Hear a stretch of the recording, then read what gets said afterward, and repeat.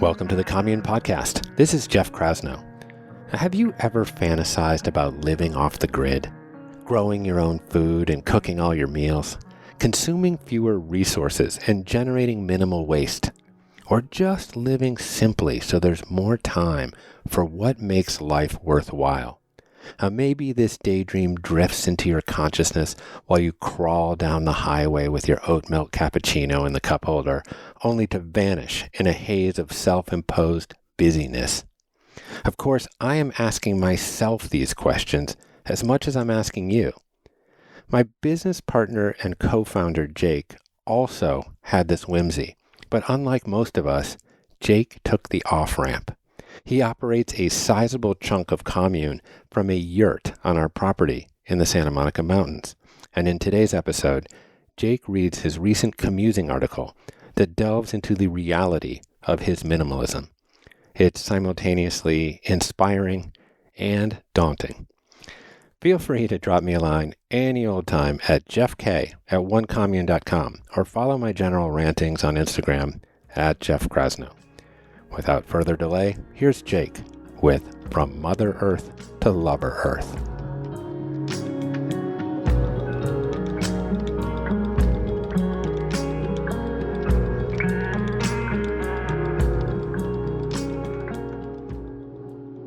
Jeff and I were finishing our first property visit to what is now Commune Topanga when the real estate agent said, "You know, there's one more area I should show you, but it's kind of overgrown." We had blown by the offshoot when we drove in. A decade of sagebrush narrowed the dirt road to a thin trail, but we scratched our way uphill in spite of the July heat. And at the top, the path abruptly flattened into a lovely nook shaded by an old oak tree. Surveying the thigh-high, dried grass, Jeff joked, "Jake, this is where you can build your yurt." We all laughed and moved on, but like a peach pit thrown casually into the bushes, the seed was planted. By the time the lease on my Hollywood apartment ended 6 months later, that seed had turned into a sapling. A yurt spot awaited me. Evidently, it was time to build myself a yurt. And in that moment, without realizing it, I stepped off the pavement of my old life and onto a wild path of awakening. I grew up with a set of assumptions for obtaining my primary needs. Food comes from the grocery store, and the light switch turns on the lights. If the plumbing breaks, you call the plumber, and if you want to build a house, you hire a contractor. Meanwhile, you get a job to pay the bills for those services, and when you get tired of working, hopefully you've saved enough to book a ticket somewhere exotic and relax. And if you've really got your act together, you squirrel away even more money so your future kids can pay a college to require them to read textbooks while you are still working, and also so when you eventually retire and become too frail to go to the bathroom, you can pay a different set of strangers to do that specialized job for you, while now your kids are working.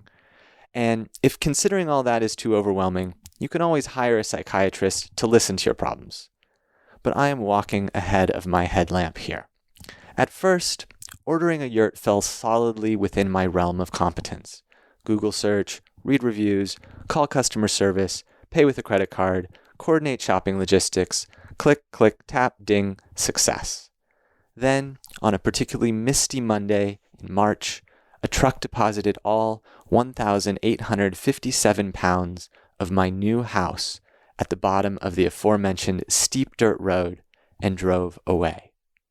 The 64-page assembly manual mentioned hard hats and looked significantly more complicated than IKEA furniture. I started making more calls, this time to friends. In the end, 14 generous souls of all ages gathered on March 3rd, 2019, for what is now in my calendar as Yurth Day. Just like a traditional barn raising, there was even a step that required 3 people to simultaneously lift the rafters and central compression ring to establish the integrity of the roof. It took all day, a few trips to the hardware store, an extra order of bagels, and we only shouted at each other once when the top cover almost slid off. But we did it. That night, lying on a futon on the bare yurt floor, my partner Julia and I couldn't have been more pleased. Like caterpillars with daring dreams, we had woven our own cocoon of pine lath and wire and could sense a metamorphosis melting our bones. The next morning, I opened my eyes to plumes of breath. The thermometer resting on my bedtime book read 38 degrees. It turns out there's no central heating in off-grid yurts, nor light switches or plumbing. My left turn off the highway of traditional housing had also left me outside the realm of specialists and utilities I could pay to solve my problems. My relationship with my needs had radically shifted. For the next 12 months, Julie and I had no external source of power other than a 100-watt solar panel and battery. We built a foot pump sink and carried water uphill from the nearest hose in 3-gallon jugs. When we turned on the hot water boiler, the lights dimmed, and if either of us accidentally turned on the boiler and the blender, the whole yurt went dark, and we had to wait 30 minutes for the battery to cool down. What a pain in the butt. But also, what is an inconvenience if not a convenient reminder to slow down and notice the moments that normally whiz by? More specifically, what a miraculous insight to literally soak up the sun and see it animate my appliances. What a revelation to wash dishes with more than a passing relationship to each drop of water. In Commune's new permaculture course, Warren Brush talks about bringing your energy consumption as close to real-time sunlight as possible. For example, burning firewood from a small tree in your fireplace represents the release of 5 to 50 years of stored sunlight energy, depending on the age of the tree. But how many trees had to be compressed for millions of years in the belly of the earth to give you 1 gallon of gasoline to power your car? According to a study at the University of Utah, the answer is 98 tons of prehistoric buried plant material.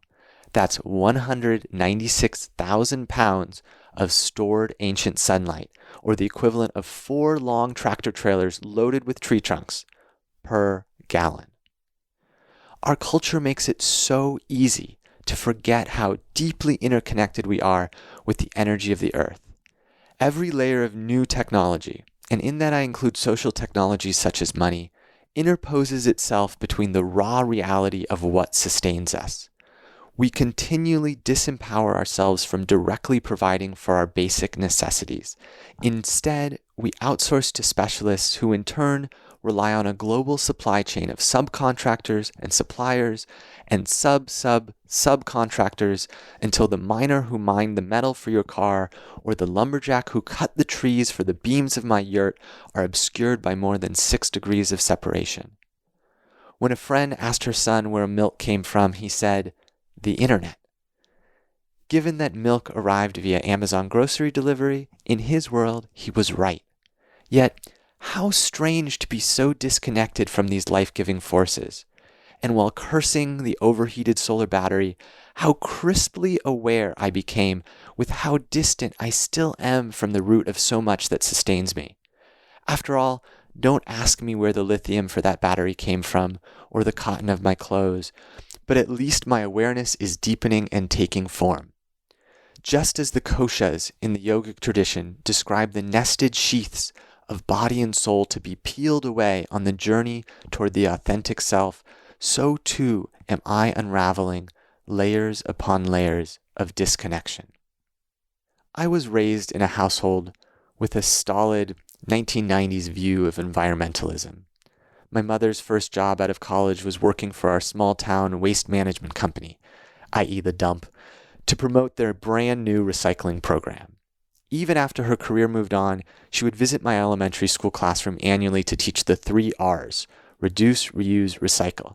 Separate your paper and plastic, wash your yogurt containers so they can become, quote, sustainable clothing, which can then be donated to Goodwill until eventually it's too worn to be worn and is thrown away. In this environmental worldview, entropy was the landfill. Everything was headed there eventually, and the best a nature-loving, upstanding citizen of the modern world could do was slow down the flow. Sustainability was keeping as much out of the dump for as long as possible. Thus, for a while, I convinced myself I didn't want to have children because if the highest environmental good I could hope to achieve was reducing consumption, then bringing another human into the world effectively canceled all of my green karma.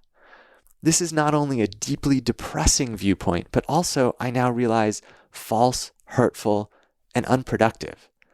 While I was undergoing my initiation into yurt living, Charles Eisenstein came to teach here at Commune Topanga. In a discussion one night at dinner, he said, quote, "We have to shift our ecological understanding from Mother Earth to Lover Earth." What an epiphany inside a transformational year of my life. With Mother Earth, we suckled at the teat and then cried for more. And as we grew up, the allowance wasn't enough, so we slipped 20s out of her wallet when she was in the other room and took the keys to drive the car and ate the fridge clean while leaving the dishes in the sink. And even as we were dazzled and distracted by the latest iPhone and Taylor Swift album, deep down we loved her for all of it, in part because we didn't understand the pain it caused her. But now we are growing up, and it feels silly to ask for the same rent checks we got while we were poor college students. And when we arrive on the weekend to discover a home-cooked meal waiting, we find ourselves saying, "Please rest easy, I'll clean the kitchen." And doing so is a joy. And just as all mothers give birth to sons and daughters who grow up into lithe young beauties, one day we arrive home, open the door, and realize our Mother Earth is gone, and in her place we have invited into our home a tender Lover Earth. At that moment, we also realize that with our opposable thumbs and flexible brains, in spite of our power to destroy her, we were designed to be her lover. And what does this lover need? To listen to what she truly loves and dedicate ourselves to feeding and surrounding her with those things. To recognize she thrives on biodiversity and mutual interdependence and enmesh ourselves in the web of life rather than denying our place in it. To offer effort and attention as gifts and to rejoice when that care is returned in the caress of sun and rain. To be humble and gentle and strong, all in their rightful place. To know that she also wants us to be fully alive, and our ability to appreciate her beauty in every biological sense we possess is proof. And above all, to be grateful, because out of gratitude comes love. Love asks us to draw closer, which, when it comes to Lover Earth, means drawing closer to the sources of energy that sustain us, closer to the water and the sun and the trees and the birds that make small sounds in the underbrush as they scratch for bugs and aerate the soil. Learn about your watershed, so when you go home and open the faucet, you can more fully acknowledge the gift of life flowing forth. Grow a garden, or at least a pot of mint on your windowsill to remind you how the sun becomes your sustenance. Find out where your power comes from, and with that knowledge, choose wisely based on your options. When your eyes begin to open to the gaping rift between our modern versus indigenous relationship to nature, it is easy to feel your actions are insignificant, that layers upon layers of disconnection are just too thick, and there's nothing you can do under the overwhelming weight of our collective consumptive narrative. Don't let it be all or nothing. You are a living being inside of this living whole. There is always a next best step you can take in your life. And each step closer to Lover Earth leads to others, because to be a lover takes two. To be that lover is already within you. I'll end with a favorite passage from Khalil Gibran. Would that you could live on the fragrance of the earth, and like an air plant be sustained by the light. But since you must kill to eat, and rob the newly born of its mother's milk to quench your thirst, let it then be an act of worship. And let your board stand an altar on which the pure and the innocent of forest and plain are sacrificed for that which is pure and still more innocent in man.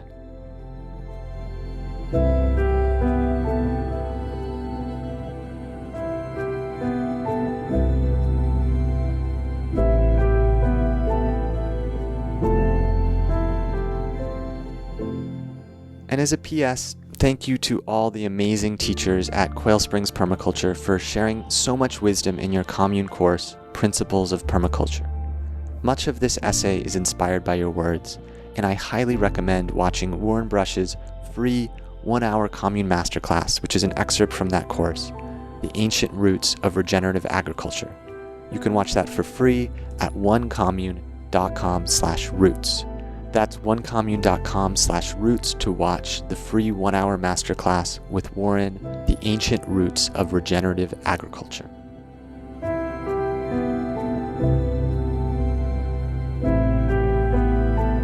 Thanks for listening to today's episode. If you like the podcast, leave us a review. That's all from the Commune for this week. My name is Jeff Krasno, and I am here for you.